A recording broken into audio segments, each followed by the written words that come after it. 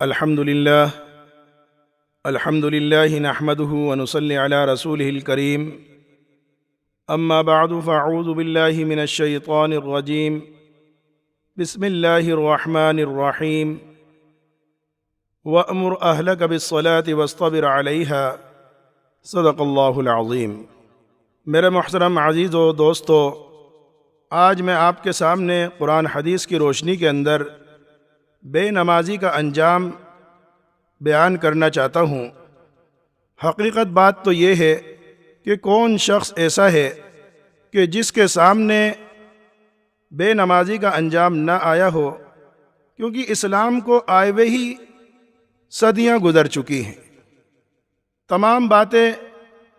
خاص طور سے نماز کے بارے میں تو ہمارے سامنے آ ہی چکی ہیں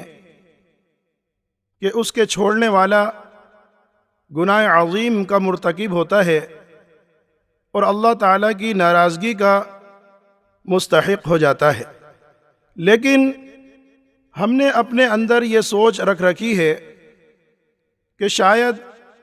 ہمیں اطمینان اور سکون کہیں اور سے بھی حاصل ہو جائے۔ ضروری نہیں کہ ہم نماز کی پابندی کریں، نماز کو ادا کریں اپنے وقتوں کے اندر، تو ہم بآسانی نمازیں چھوڑ دیتے ہیں اور دوسری جگہ سکون اور اطمینان حاصل کرنے کی کوششوں کے اندر لگ جاتے ہیں۔ میرے محترم عزیز و دوستو، ذرا یہ تو بتلاؤ کہ جس نے تمام کائنات کو پیدا کیا، آسمان و زمین کو پیدا کرنے والا وہ اللہ، اور جس نے آپ اور ہم سب کو پیدا کیا، جب وہی یہ بات کہہ رہا ہے اور اگر تم نے میری عبادت سے منہ پھیرا، میں تمہاری محتاجگی کو دور نہ کروں گا، تمہیں پریشانی کے اندر مبتلا کر دوں گا، یعنی تمہیں کہیں سکون اور اطمینان نہیں ملے گا، تو میرے عزیزو ذرا فیصلہ تو کرو کہ ہم نماز کو چھوڑ کر کس طریقے سے اطمینان اور سکون حاصل کر سکتے ہیں۔ ترمذی اور ابن ماجہ کے اندر روایت ہے، ابو ہریرہ رضی اللہ تعالی عنہ کی، فرماتے ہیں کہ رسول اللہ صلی اللہ علیہ وسلم نے ارشاد فرمایا کہ اللہ ارشاد فرماتا ہے کہ اے آدم کے بیٹے، اگر تو نے میری عبادت کے لیے اپنے آپ کو فارغ کر لیا، میں تیرے سینے کو غنا اور استغنا سے بھر دوں گا اور تیری محتاجگی کو دور کر دوں گا، اور اگر تو نے ایسا نہ کرا تو میں تیرے سینے کو فکر اور شغل سے بھر دوں گا اور محتاجگی بھی دور نہ کروں گا۔ تو میرے عزیزو، جب اللہ ہی یہ ارشاد فرما رہا ہے کہ اگر تو نے میری عبادت سے منہ پھیر لیا تو میں تمام چیزوں کے اندر تجھے مشغول کر کے پریشان کر دوں گا، یعنی تجھے سکون اور اطمینان حاصل نہ ہوگا۔ جیسے تفسیر معارف القرآن کے اندر بھی ہے کہ اگر مال دولت آ بھی گئی تو اس کے ساتھ حرص بھی آتا رہے گا، تو آدمی محتاج کا محتاج رہتا ہے۔ حضرت عبداللہ ابن مسعود رضی اللہ تعالی عنہ فرماتے ہیں، میں نے نبی کریم صلی اللہ علیہ وسلم کو یہ کہتے سنا ہے کہ جو شخص اپنی تمام فکروں کو ایک فکر آخرت کی فکر بنا لے تو دنیا کی تمام فکروں کی کفالت اللہ تعالیٰ خود کر دیں گے، اور اگر وہ اپنی فکروں کو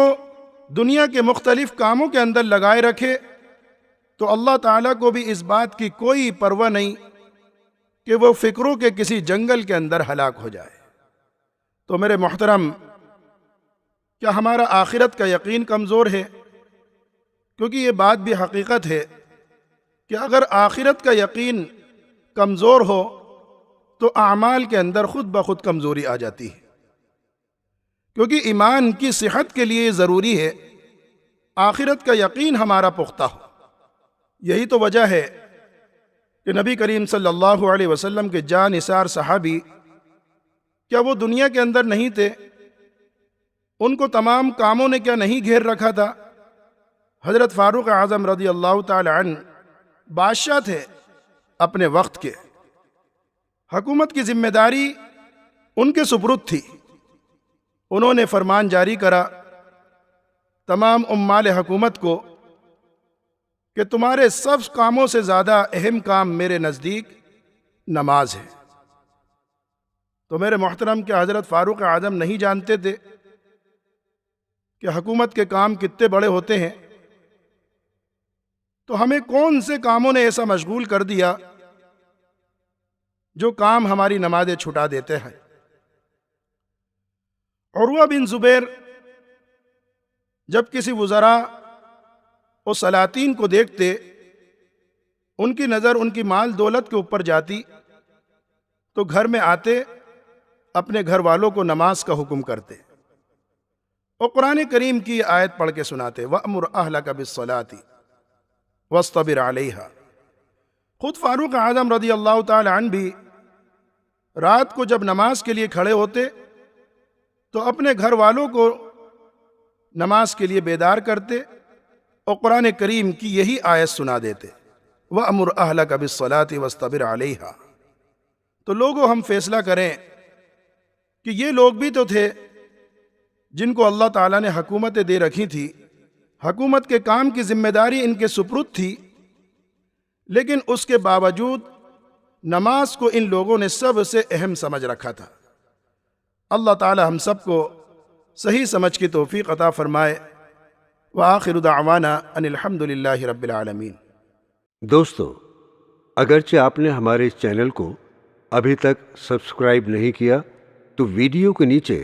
سبسکرائب کا ریڈ بٹن کلک کر کے ہمارے چینل کو سبسکرائب کریں، اور ہاں، ساتھ ہی بیل آئیکن کو ضرور دبائیں تاکہ ہماری آنے والی ویڈیوز آپ تک پہنچتی رہیں۔ شکریہ۔